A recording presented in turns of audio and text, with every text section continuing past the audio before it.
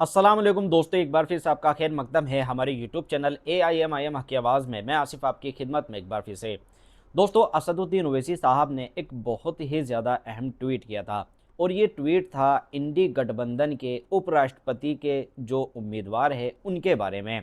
असदुद्दीन ओवैसी साहब ने उनका समर्थन किया और जो ट्वीट किया है मैं आपको पढ़कर सुना देता हूँ। पहले आप वो ट्वीट सुनिए, ओवैसी साहब उसमें क्या बोल रहे हैं। ओवैसी साहब ने जो ट्वीट मारा उसमें लिखा कि तेलंगाना के सीएमओ ने उनसे संपर्क किया। तेलंगाना के सीएमओ आप जानते हैं कांग्रेस के हैं, रेवंत रेड्डी, और जस्टिस सुदर्शन रेड्डी को उपराष्ट्रपति पद के समर्थन देने की अपील की। MIM ने ऐलान किया है कि हम जस्टिस रेड्डी को समर्थन करेंगे और जो हमारे हैदराबाद के ही हैं, बेटे हैं हमारे हैदराबाद के और एक सम्मानित जज भी हैं। ओवैसी साहब ने उनसे खुद बात की और उनको शुभकामनाएं दी। अब इसमें आपको देखने वाली बात यह है कि एक तरफ तो देश की जो पॉलिटिक्स है, असदुद्दीन ओवैसी साहब एक पॉजिटिव और प्रैक्टिकल पॉलिटिक्स कर रहे हैं।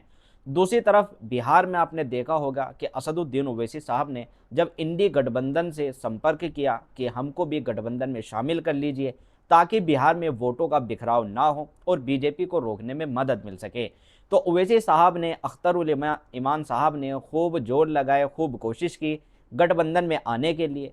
तो आपने देखा होगा इन इंडी गठबंधन कांग्रेस वालों का चेहरा, वहां पर ओवैसी साहब को बीजेपी का अघोषित एजेंट बता दिया था।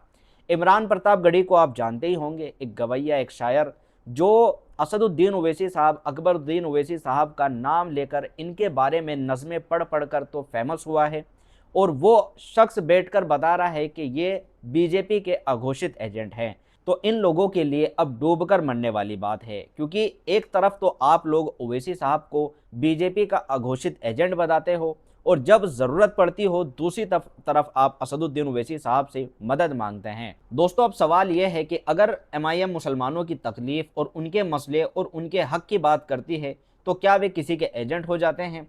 और जब हक़ की बात करने वाले को आप एजेंट कहते हैं या फिर वोट के सौदेबाज कहते हैं तो कितने शर्म की बात है।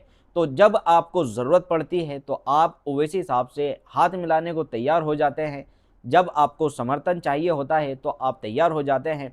इमरान प्रतापगढ़ी वही शख्स है जो राज्यसभा में ओवैसी साहब के समर्थन से ही पहुंचा है। जब इस शख्स को वोटों की ज़रूरत थी तो ये इम्तियाज़ जलील साहब के पास जाकर उनसे वोट मांगी थी।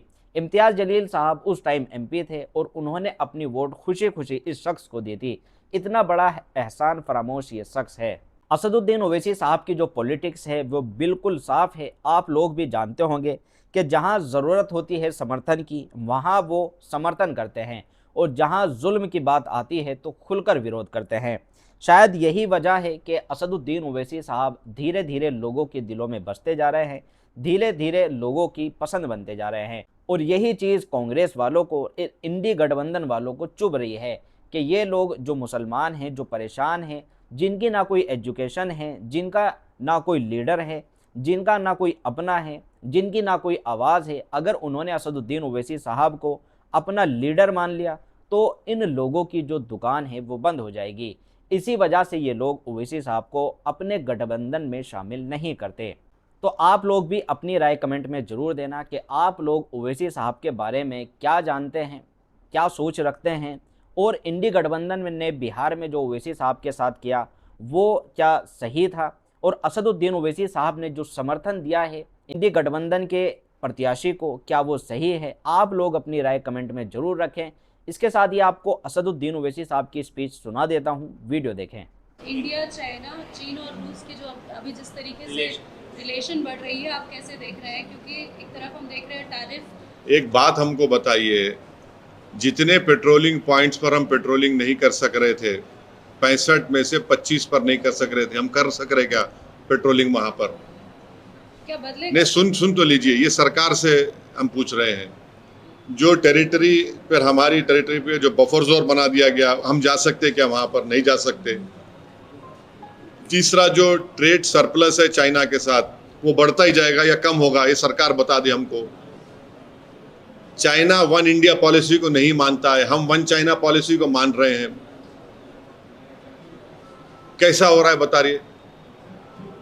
आज भी वो कहते हैं, कई जगह पर बोलते, क्या वो वन इंडिया पॉलिसी को मानता है? हम सरकार से जवाब पूछ रहे हैं, ये जवाब देना चाहिए सरकार को।